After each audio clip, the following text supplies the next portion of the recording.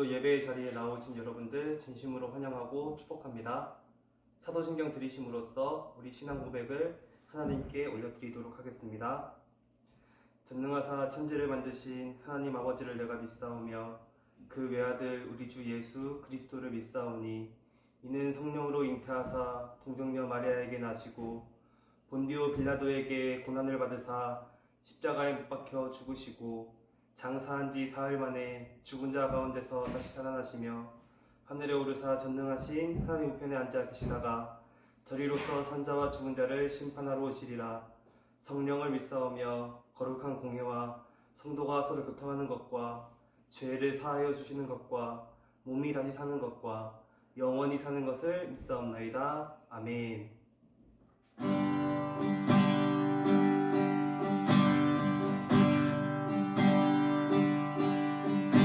내가 주 인사를 모든 건 내려놓고 내 주 대신 주 앞에 나가 내가 사랑했던 모든 건 내려놓고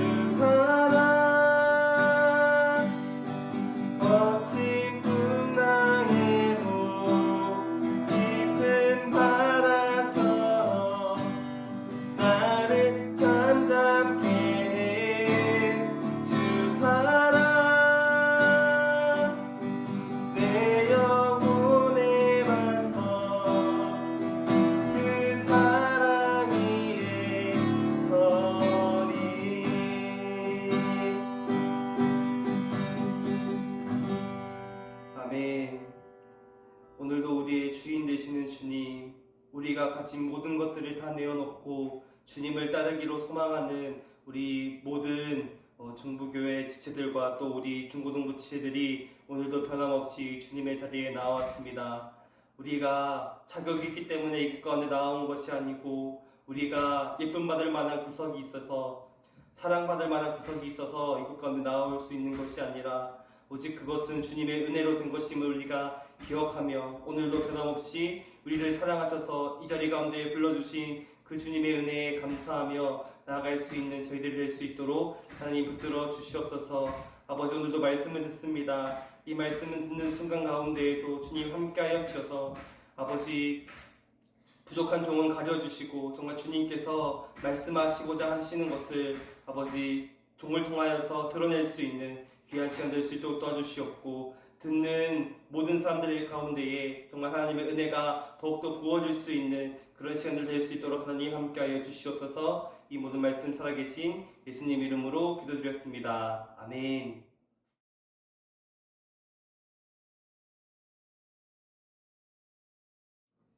네, 오늘 같이 살펴볼 하나님 말씀은 창세기 21장 8절부터 21절까지 말씀입니다. 창세기 21장 8절부터 21절까지 말씀입니다. 성경책 가지고 계신 분들은 같이 찾아봤으면 좋겠고 또 계속해서 이야기하지만 우리 필기하면서 서머리하면서 하나님 말씀 듣는 훈련하도록 하겠습니다. 창세기 21장 8절부터 21절까지 말씀 제가 읽도록 하겠습니다. 아이가 자라매 젖을 떼고 이삭이 젖을 떼는 날에 아브라함이 큰 잔치를 베풀었더라. 사라가 본즉 아브라함의 아들 애굽 여인 하갈의 아들이 이삭을 놀리는지라. 그가 아브라함에게 이르되 이 여종과 그 아들을 내쫓으라. 이 종의 아들은 내 아들 이삭과 함께 기업을 얻지 못하리라 하므로 아브라함이 그의 아들로 말미암아 그 일이 매우 근심이 되었더니 하나님이 아브라함에게 이르시되 내 아이나 내 여종으로 말미암아 근심하지 말고 사라가 내게 이른 말을 다 들으라. 이삭에게서 나는 자라야 내 씨라 부를 것임이니라. 그러나 여종의 아들도 내 씨니 내가 그로 한 민족을 이루게 하리라 하신지라.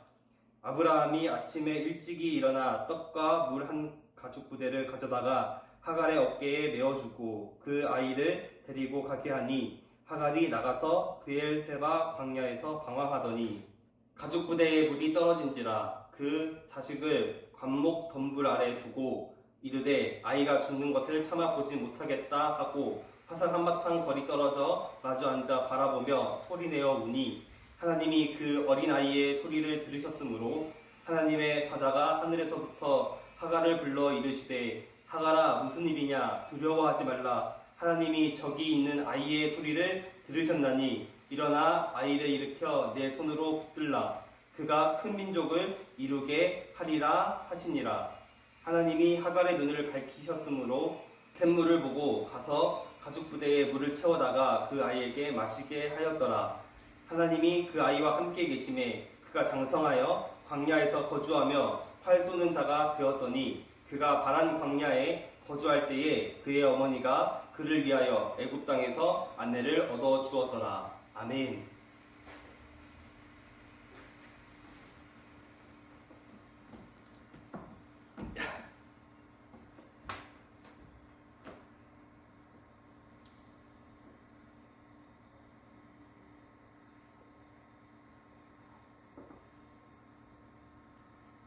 네, 오늘은 들으시는 하나님이라는 다시 할게요.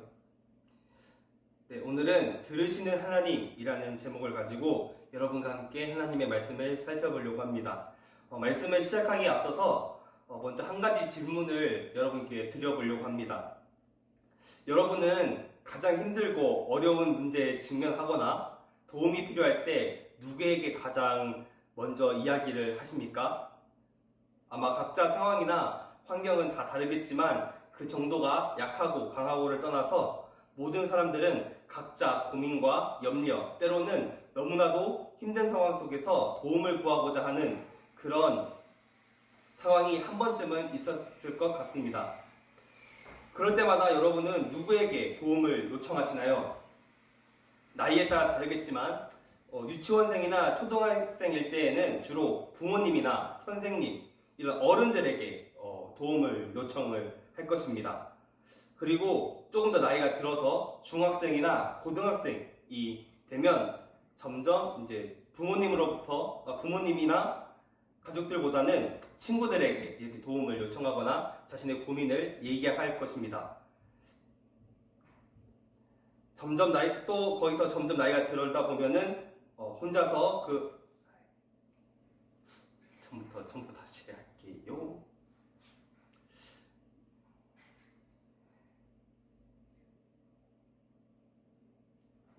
네, 오늘은 들으시는 하나님이라는 제목을 가지고 여러분과 하나님의 말씀을 살펴보려고 합니다. 말씀을 시작하기 앞서서 먼저 질문 한 가지를 여러분께 드리려고 하는데요. 여러분은 힘들고 어려운 문제에 직면하거나 도움이 필요할 때 누구에게 가장 먼저 이야기하시나요? 아마 각자 상황과 환경은 다 다르겠지만 그 정도가 약하고 강하고를 떠나서 모든 사람들은 각자 고민과 염려를 가지고 있고 때로는 너무나 힘든 상황 속에서 도움을 구하고자 하는 그런 상황이 분명히 있었을 것이라고 생각이 됩니다. 그럴 때마다 여러분은 누구에게 가장 먼저 도움을 요청하시나요? 나이에 따라 다르겠지만 유치원생이나 초등학생 때는 주로 부모님이나 선생님 같은 어른들에게 힘든 부분들을 얘기하고 어려운 부분들을 얘기하고 고민을 얘기할 것입니다. 하지만 나이가 좀 더 들어서 중학생이나 고등학생이 되면 부모님들보다는 친구들에게 자신의 고민을 털어놓고 또 어려움이 있으면 도움을 요청하거나 그렇게 하죠. 또 거기서 또 나이가 들다 보면은 혼자서 그 어려움들을 극복하려고 하거나 진짜 신뢰할 수 있는 몇몇 사람에게만 이 힘든 부분들 또 고민들을 나누게 될 것입니다. 전도사님 같은 경우도 이런 패턴이었던 것 같습니다. 어릴 적에는 부모님께 많이 의지했기 때문에 나름 갖고 있는 힘듦이나 어려움들을 부모님에게 말씀드리고 부모님을 찾았지만 점점 나이가 들어서 중학생, 고등학생이 되면서 부모님들보다는 친구들에게 저희 고민들을 이렇게 나눴던 기억들이 있습니다. 그리고 대학생이 되고 이제 조금씩 어른이 될수록 그냥 혼자서 이 일들을 해결하려고 하는 그런 부분들이 있었던 것 같습니다. 지금 생각해보면 주위에 도움을 요청하거나 고민을 나눌 수 있는 사람이 많다는 것은 정말 축복이었던 것 같습니다. 왜냐하면 그만큼 내가 신뢰할 수 있는 사람이 주변에 많이 있다는 증거가 되기 때문입니다. 보통 내가 힘들고 어려운 일이 생기고 고민거리가 있다면 생판 모르는 전혀 나와 상관이 없는 신뢰감이 없는 사람에게 말하기보다는 진짜 내가 신뢰하고 믿을 만한 사람 그리고 나랑 가장 가까운 사람들에게 이 고민들을 어려움들을 이야기하기 때문에 이런 고민, 힘듦, 아픔 등을 함께 나눌 수 있는 사람이 많이 있다는 것은 정말 큰 축복이었던 것 같습니다. 오늘 말씀에도 이런 어려움 속에 처한 인물들이 등장합니다. 그들이 누구인지 살펴보고 그들이 어떤 모습을 보였는지도 함께 살펴보면서 우리의 신앙이 어떻게 적용할 수 있을지 한번 알아보았으면 좋겠습니다. 오늘 본문은 이삭이 어느 정도 성장한 뒤에 나타나는 이야기입니다. 오늘 8절 말씀을 보면 이삭이 젖을 떼고 젖을 뗀 날에 아브라함이 잔치를 베풀었다고 소개하고 있습니다. 이삭이 정확히 몇 살인지는 명확하게 나타나 있지 않지만 이삭이 태어나고 시간이 꽤 흘렀음을 우리가 알 수 있습니다. 아마 추정하기로는 3세에서 10세 사이의 나이가 되지 않았을까 생각이 됩니다. 아브라함이 이삭을 위해 잔치를 베푼 것은 이삭이 자신의 약속의 아들이기 때문에 기뻐서 편애해서 그런 것이 아니라 당시 유아 사망률이 굉장히 높았던 시절이기 때문에 아이가 엄마의 젖을 떼고 건강하게 성장한 것을 축하하는 그런 잔치였을 것입니다. 그만큼 하나님께서 약속하신 아브라함과 사라의 아들 이삭은 건강하게 잘 자랐을 것입니다. 그런데 이때 사라가 이삭의 형이자 하갈의 아들이었던 이스마엘이 이삭을 놀리는 장면을 목격하게 됩니다. 우리가 읽는 성경에서는 놀리다라고 표현되어 있지만 히브리 원어에서는 그냥 놀리다는 개념보다는 조롱하다는 의미에 더 가깝습니다. 오늘 말씀에서 이스마엘이 이삭을 뭐라고 놀렸는지, 뭐라고 조롱했는지는 명확하게 알 수는 없지만 개인적으로 몇 가지 가능성은 있다고 생각이 됩니다. 아마 이삭의 이름을 가지고 놀렸을 가능성이 컸을 것 같습니다. 제 개인적인 생각으로는 이스마엘이 이삭의 이름을 가지고 놀렸을 가능성이 좀 컸던 것 같습니다. 이 이삭이라는 이름의 뜻이 무엇이라고 했죠? 네, 맞습니다. 바로 웃음이라는 뜻이었습니다. 이 이름은 히브리 단어 차하크에서 나온 단어입니다. 그런데 정말 신기하게도 이스마엘이 이삭을 놀렸다, 조롱했다는 의미를 가진 단어는 히브리어로 메차헤크라는 단어인데 바로 웃음을 뜻하는 차하크에서 파생된 단어입니다. 그러니까 이스마엘은 이삭의 이름이 웃음이라는 뜻을 가졌기 때문에 그 이름을 비웃은 것이라고 볼 수 있습니다. 마치 우리 주변에 이름이 조금 특이하거나 웃긴 이름이 있으면 별명을 붙여서 놀리는 것처럼 말입니다. 약간 초딩 때 자주 그랬던 것 같은데 생각해보면 그때 이런 별명들이 많이 있었던 것 같습니다. 전도사님은 홍이 들어간 이름이라면 뭐든지 다 별명으로 붙여줬습니다. 홍당무, 홍길동, 홍익인가, 홍두깨 등등 말입니다. 네, 아무튼 이런 식으로 이삭을 놀리지 않았을까 개인적으로 생각이 됩니다. 네, 이것은 어디까지나 제 생각입니다. 네, 그렇습니다. 이스마엘이 이삭을 뭐라고 놀렸는지는 몰라도 이 상황을 이삭의 어머니였던 사라가 목격하게 되었습니다. 그리고 아브라함에게 달려가서 이야기합니다. 10절 말씀인데 우리 함께 읽어보도록 하겠습니다. 시작. 그가 아브라함에게 이르되 이 여종과 그 아들을 내쫓으라. 이 종의 아들은 내 아들 이삭과 함께 기업을 얻지 못하리라 하므로. 아멘. 사라는 이스마엘과 하갈을 당장 내쫓으라고 말하고 있습니다. 이 부분을 읽다 보면 단순히 이스마엘이 이삭을 놀린 것 뿐인데 왜 사라가 이렇게 반응을 하고 있지? 라는 생각이 듭니다. 하지만 이것은 매우 중요한 문제였습니다. 이스마엘이 단순히 이삭을 괴롭히는 정도의 문제가 아니라 사라는 하나님의 약속의 관점에서 그 약속을 이을 아들은 이스마엘이 아니라 이삭이라는 것을 명확하게 하기 위한 사라의 요청이었을 것입니다. 사라가 이렇게 이야기하자 아브라함은 엄청난 고민에 빠지게 됩니다. 11절에서도 나와 있는 것처럼 분명히 하나님의 약속을 아브라함으로부터 이어받을 아들은 이삭임을 그는 분명히 알고 있었습니다. 하지만 이스마엘 역시 자신에게 있어서는 귀한 아들이었기 때문에 이 아들과 그의 어머니 하갈을 내쫓는 것은 정말 힘든 결단이었을 것입니다. 이렇게 고민하고 있는 아브라함에게 오늘 하나님께서는 찾아오셔서 말씀하십니다. 12절에서 13절까지 말씀인데 우리 한번 같이 읽어보도록 하겠습니다. 시작. 하나님이 아브라함에게 이르시되 내 아이나 내 여종으로 말미암아 근심하지 말고 사라가 내게 이른 말을 다 들으라. 이삭에게서 나는 자라야 내 씨라 부를 것임이니라. 그러나 여종의 아들도 내 씨니 내가 그로 한 민족을 이루게 하리라 하신지라. 아멘. 하나님께서는 아브라함에게 사라의 요구를 모두 들어주라고 말씀하고 계십니다. 그 이유는 사라가 생각했던 이유와 같았습니다. 바로 하나님의 약속을 이어받을 아브라함의 아들은 하갈의 아들 이스마엘이 아니라 사라의 아들 이삭이었기 때문입니다. 그렇기 때문에 이삭의 자손들을 통해서 하나님의 약속을 이어가실 것을 분명하게 하시는 모습을 볼 수가 있습니다. 하지만 그렇다고 하나님께서 이스마엘을 가차없이 내쳐버리라고 말씀하고 계시는 것일까요? 어떤 사람들은 하나님께서 이스마엘과 이삭을 차별하신 것 아니냐고 물어볼 수 있지만 결코 그렇지 않습니다. 하나님께서는 비록 하나님의 약속을 이삭의 자손과 이어나가겠다고 약속하셨지만 이스마엘 역시 아브라함의 아들이기 때문에 그를 돌보시겠다고 약속하십니다. 그냥 무자비하게 내쳐버리는 것이 아니라 오히려 아브라함에게 내가 이스마엘을 책임지겠다라고 말씀하고 계시는 것입니다. 이 말씀을 듣고 나서 아브라함은 정말 어려운 결정을 내리게 됩니다.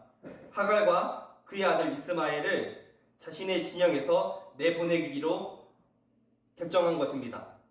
그리고 그들에게 아브라함은 물과 식량을 주게 됩니다. 그들이 떠돌아다닐 때 지쳐서 객사하지 않기 위한 최소한의 배려를 그들에게 베풀어 준 것이죠.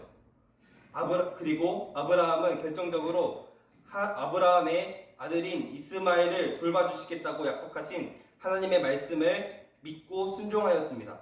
이 믿음의 반응으로 아브라함은 이들을 내보낸 것입니다.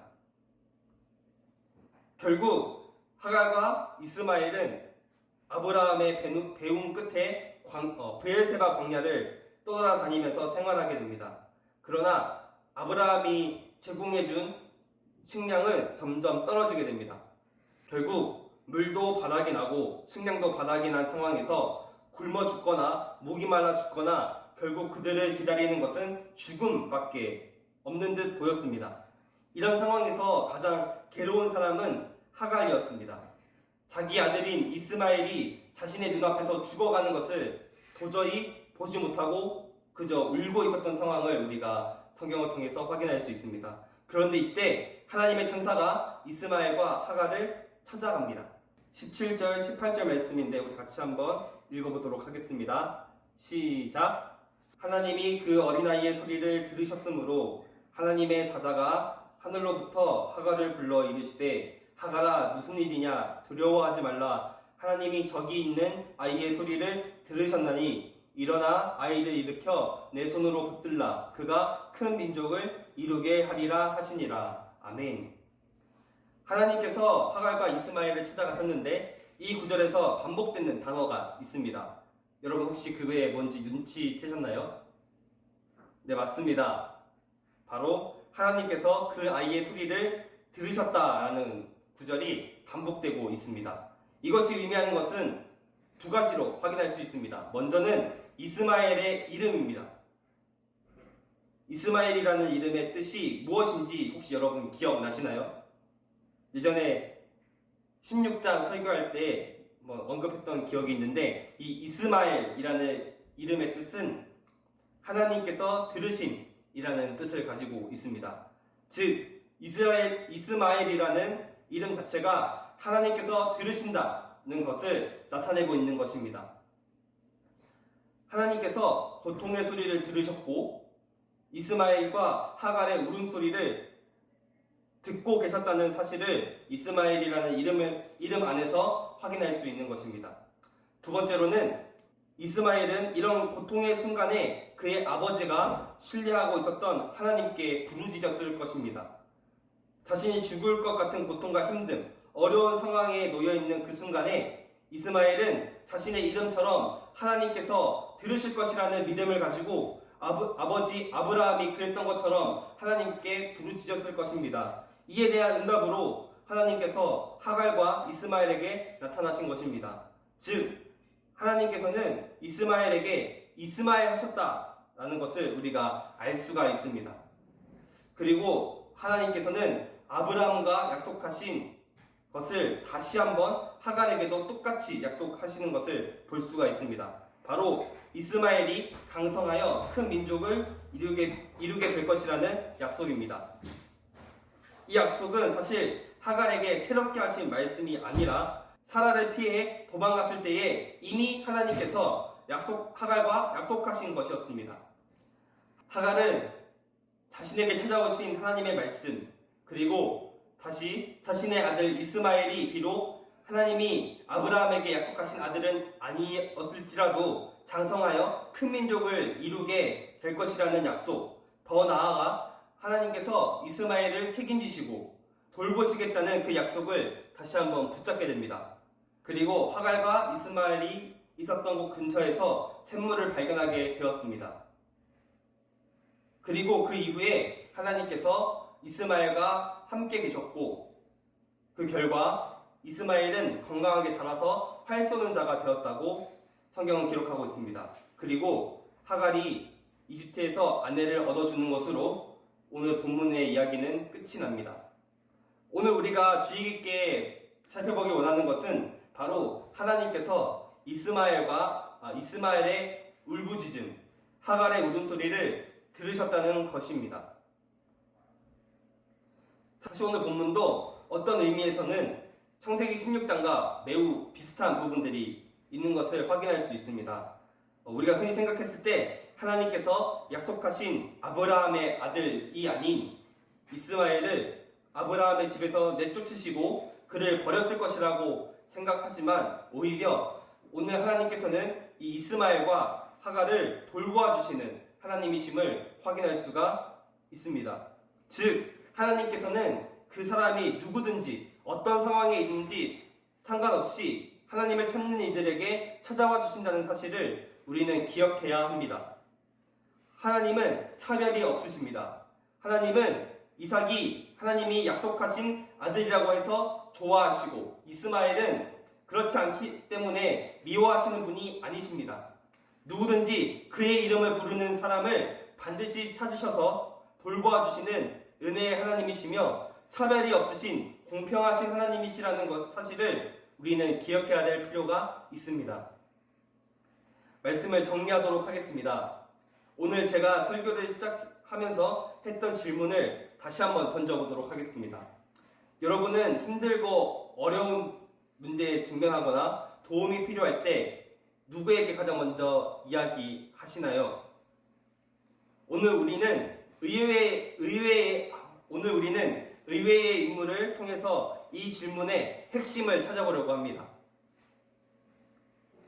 오늘 본문 속에 이스마엘과 하갈은 아마 이런 상황에 있었을 것입니다. 표면적으로 보면 아브라함에게 쫓겨나 광야를 방황하는 삶을 살아가고 있었기 때문입니다. 물론 아브라함은 식량과 물을 챙겨주면서 최소한 생활을 유지할 수 있도록 도와주긴 했지만 시간이 흐를수록 식량과 물은 점점 바닥이 났고 결국 그 상태로 죽음을 기다릴 수밖에 없었습니다.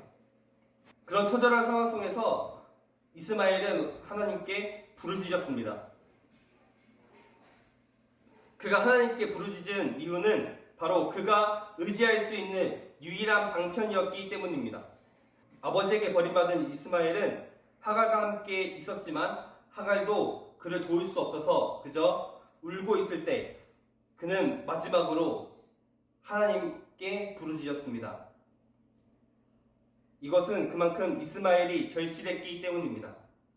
또한 그런 이스마엘을 하나님께서는 방관하지 않으셨습니다. 그의 울부짖음을 들으시고 하갈의 울음소리도 들으셨습니다. 하나님께서 이스마엘 하신 것입니다. 하나님께서 그들의 소리를 들으시고 결국 그들을 찾아오셔서 위로하십니다. 그 위로가 무엇이었습니까? 이스마엘을 큰 민족으로 만들어 주시겠다는 것 자체가 하나님의 위로가 아닙니다. 그 말씀 속에 내가 너를 지켜주겠다. 내가 너를 돌보아 주겠다. 그래서 이스마엘로 큰 민족을 만들어 주겠다. 이루어 주겠다라는 의미가 담겨 있는 것입니다. 이스마엘이 하나님께서 약속하신 아들이 아니라고 해서 버리신 것이 아니라 가장 위기의 순간에 하나님을 찾았던 이스마엘을 돌보아 주신 것입니다.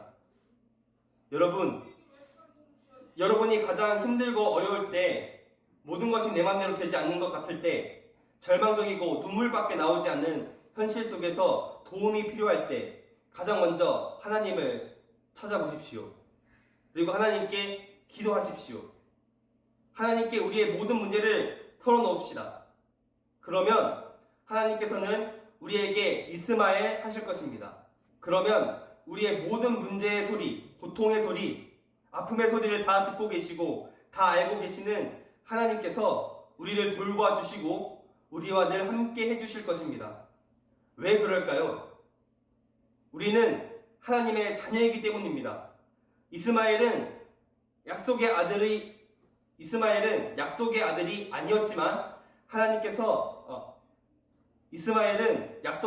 아니었지만 하나님을 의지하여서 하나님께서 그를 돌보아 주셨습니다. 하물며 우리는 예수 그리스도를 믿음으로 인하여 하나님의 자녀가 되었고 하나님의 약속을 이어받은 우리의 아픔을 하나님께서 듣지 않으시고 우리를 돌봐주시지 않으실까요? 아니요, 하나님은 반드시 우리의 고통의 소리를 들으실 뿐 아니라 우리를 돌봐주시고 지켜주실 것입니다. 우리가 하나님의 자녀이기 때문입니다. 그렇기 때문에 우리는 우리의 모든 고민과 염려를 우리의 아빠, 아버지 되신 하나님께 말해야 합니다. 하나님을 의지해야 합니다. 바라기로는 우리도 우리가 가장 힘든 상황 가운데 놓여져 있을 때 다른 무엇보다도 하나님을 먼저 찾을 수 있었으면 좋겠습니다. 뭔가 내 힘으로는 안 될 때, 나의 상황이 점점 어려워지고 힘들어지고 아무도 나를 알아주지 않는 것 같을 때, 절망적이고 눈앞에 죽음만 기다리고